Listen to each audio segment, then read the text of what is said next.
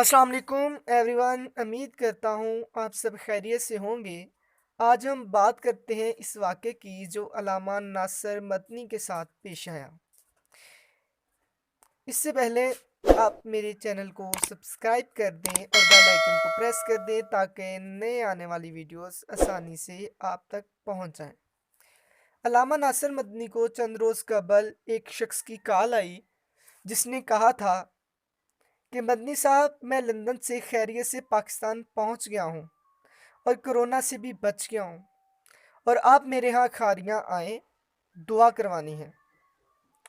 मदनी साहब खारियाँ होटल पर पहुंच गए जहां इन्हें बुलाया गया था।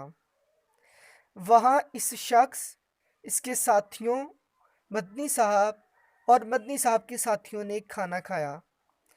इस शख्स ने कहा, मदनी साहब अब घर चलते हैं, वहाँ दुआ करवानी है। लेकिन मदनी साहब के दोस्त ने इसरार किया कि आप पहले मेरे यहाँ चलें, वो भी खारियाँ में ही रहता है।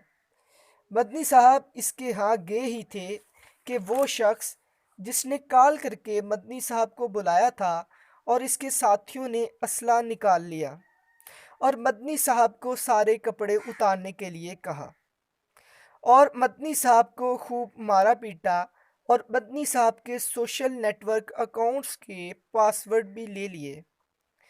फिर 5 घंटे बाद इनको इनके घर छोड़ आए। मदनी साहब के कहने के मुताबिक इन अफराद ने 50 लाख का मुतालबा भी किया और फिर मदनी साहब ने अपना कार्ड दे दिया जिसमें 4 या 5 लाख थे।